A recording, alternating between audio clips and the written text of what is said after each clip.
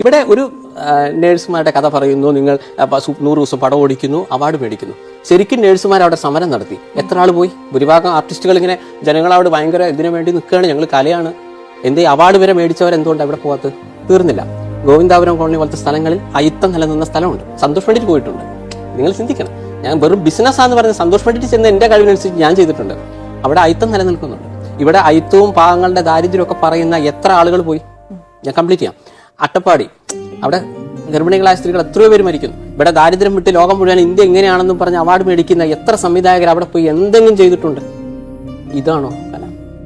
ഞാൻ മനസ്സിലാക്കിയത് ഇവിടെ കുടുംബ പടം എടുക്കുന്നതും ആക്ഷൻ എടുക്കുന്നതും സെക്സ് പടമായാലും എന്ത് പടം ആയിക്കോട്ടെ, കോമഡി ആയാലും എല്ലാവരും പൈസയ്ക്ക് വേണ്ടിയാണ് ചെയ്യുന്നത്. ഒരു കാര്യത്തിന് ഇവിടെ വലിയ വലിയ അഭിപ്രായം ആരും പറഞ്ഞ് കേൾക്കാറില്ല. ഉണ്ടെങ്കിൽ നിങ്ങൾ പറ. വലിയ വലിയ സംഭവങ്ങൾ, കൂടെയുള്ള ഒരു സഹപ്രവർത്തക ആക്രമിക്കപ്പെട്ടിട്ട് പോലും പല മഹാന്മാരും അഭിപ്രായം പറഞ്ഞിട്ടില്ല. കാരണം എന്തുകൊണ്ടാണ്? ഞാൻ പറഞ്ഞത് നിങ്ങൾ പറഞ്ഞതിന് ഞാൻ പറയുന്നത്, an artist need some social commitment. Social commitment ആണ്. നിങ്ങൾ പണം കൊടുക്കലോ ഒന്നുമല്ല. ഈ സോഷ്യൽ കമ്മിറ്റ്മെന്റ് നമ്മൾ പലപ്പോഴും കാണിക്കുന്നില്ല എന്ന് പറയുന്നത്. അതുകൊണ്ടാണ് പല പ്രശ്നങ്ങൾ. അല്ലെങ്കിൽ നമുക്കൊരു കൺഫ്യൂഷൻ വരുന്ന കാര്യത്തിൽ ഇതാണ് ശരി, പക്ഷെ അത് പറയില്ല. കാരണം ഗവൺമെന്റിന്റെ ദേഷ്യമുള്ള കാര്യം പറഞ്ഞാൽ അടുത്ത തവണ അവാർഡ് കിട്ടില്ല. മേ ബി ഇതാണോ കലാകാരന്മാർ?